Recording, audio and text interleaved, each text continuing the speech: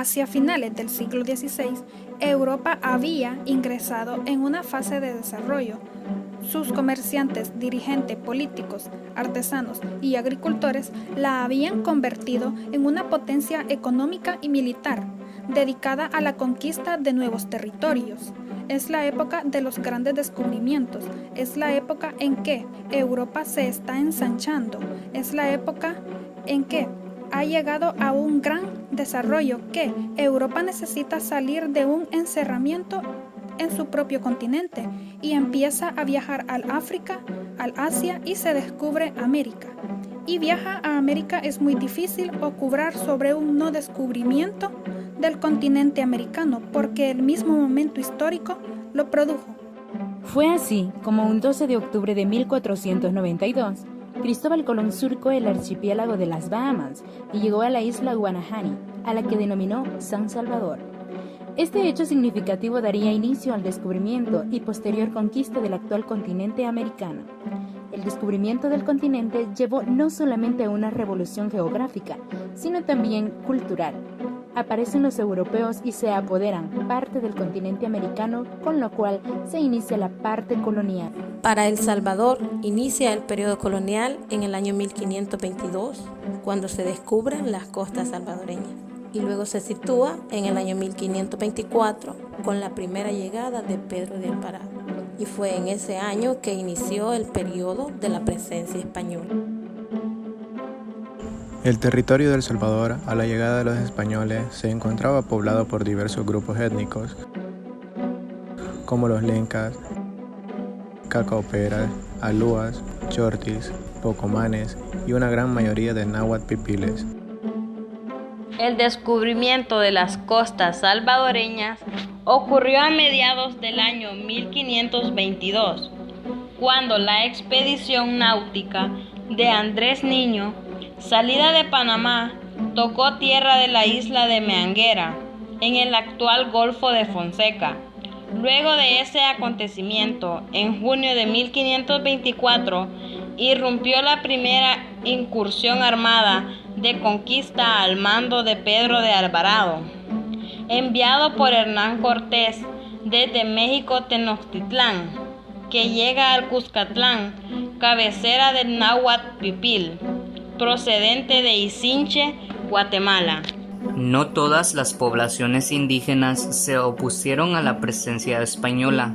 Hubo parte de la población indígena que, por diferencias entre ellos, por odios entre grupos diferentes, aceptaron la presencia española como una manera de supervivencia y de no seguir siendo explotados por grupos indígenas. Alvarado llegó a Caxual.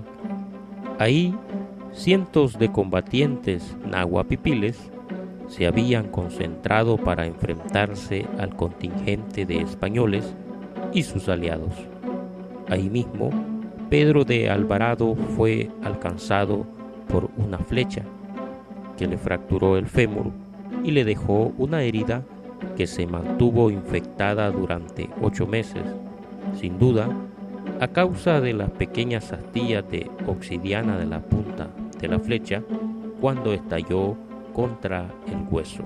Era un grupo de indígenas que tenían un grado de civilización muy considerable. Ellos tenían una técnica tanto de vida como una técnica de combate. Alvarado menciona lanza y habla de que estaban cubiertos de una especie de armadura de algodón para protegerse de la flecha, y decía el mismo Alvarado que verlos de lejos era para espantarse, para que un ejército español del siglo XVI dijo que un grupo de indígenas era para espantarlos. Quiere decir que la impresión que tuvieron ante el grupo indígena organizando de esta región debió haber sido terrible, y Alvarado es el fragor de la batalla. Atravesó el muslo y se le ensartó en la silla de montar y lo dejó cojo para el resto de su vida. Ese fue el famoso flechazo de Acajutla.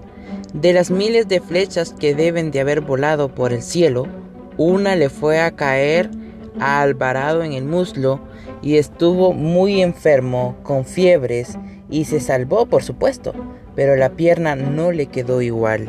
Luego de la ardua conquista de Cuscatlán, Alvarado ordenó fundar a principios de 1525 la primera villa formal de San Salvador, en un campamento militar sin todavía planes de nombramiento.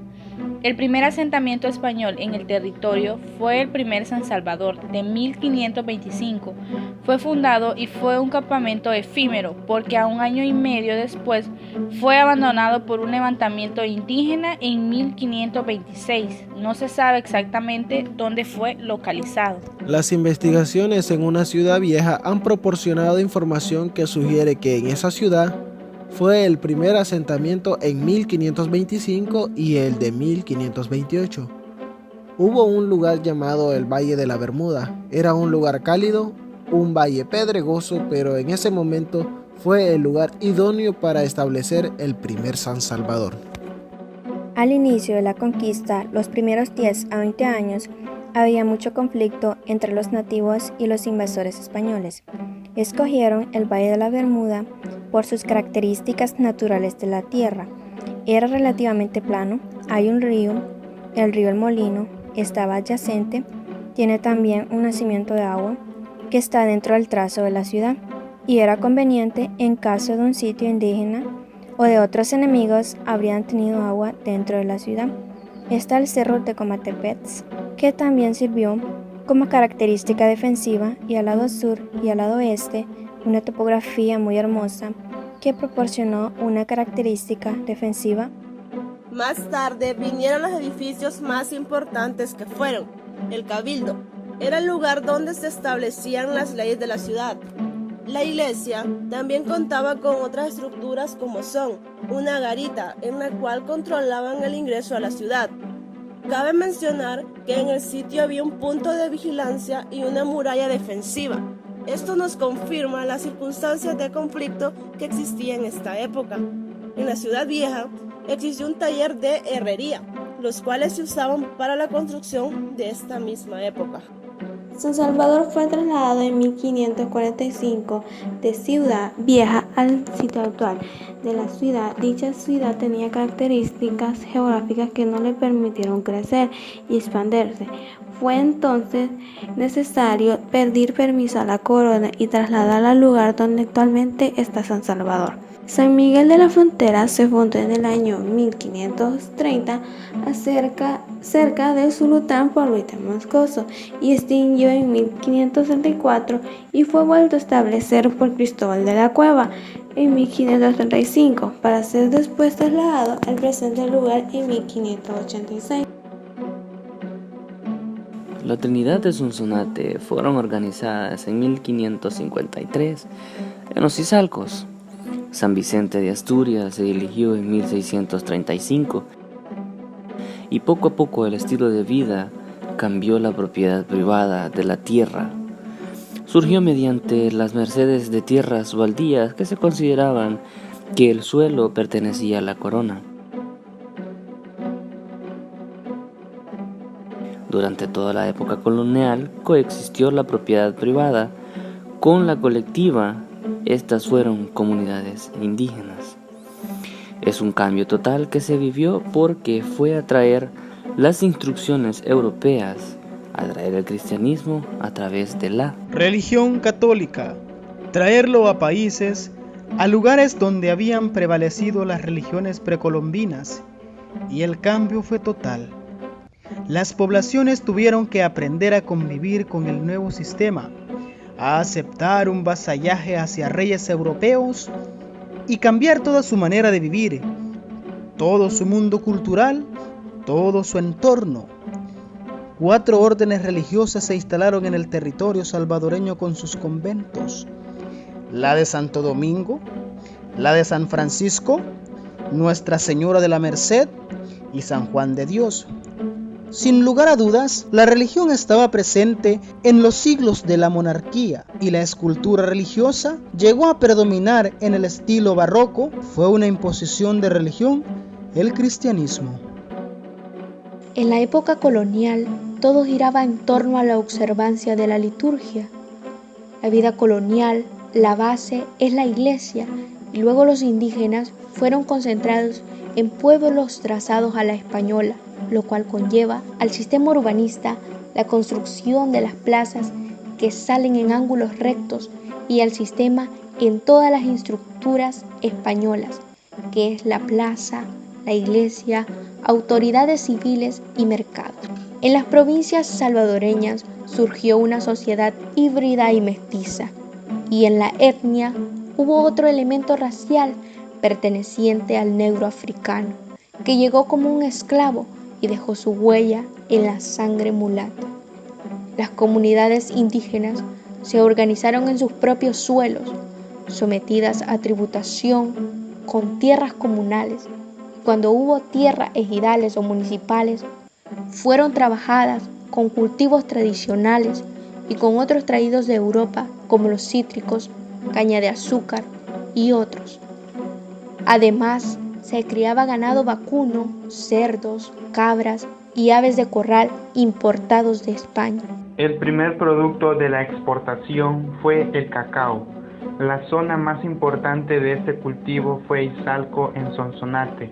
Era la capital de la producción del cacao en Centroamérica y pronto comenzaron a hacer una rada abierta para que llegaran los barcos y se convirtió en el puerto de Acajutla.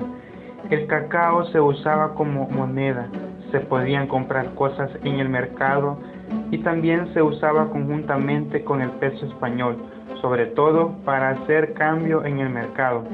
Circulaban las dos formas de moneda.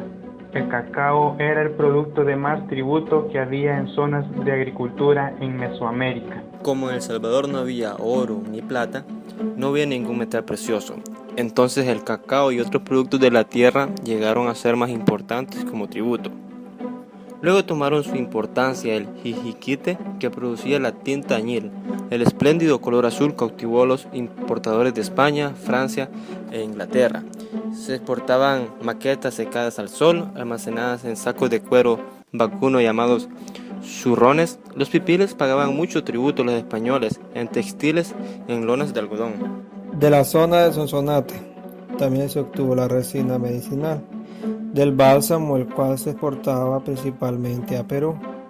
En el área que hoy comprende Metapán, desarrolló la industria cirúrgica.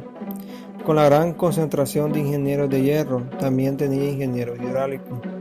Uno de los grandes apogeos de la economía del hierro del Reino de Guatemala y exclusivamente de Metapán fue la construcción de las ciudades luego del terremoto de Santa Marta en 1973, donde cae la antigua Guatemala.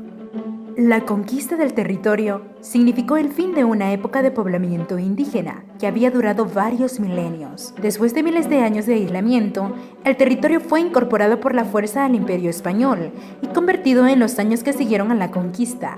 Los españoles introdujeron animales y cultivos europeos en el territorio de El Salvador. Hubo un gran esfuerzo para inculcar la cultura y la religión de los conquistadores a los indígenas. Las órdenes religiosas, en especial los franciscanos y dominicos, colaboraron con el Imperio Español en el proceso de evangelización. Se estableció el sistema de la encomienda para controlar a la población nativa. Este sistema fue la recompensa que recibió cada conquistador por su servicio a la corona.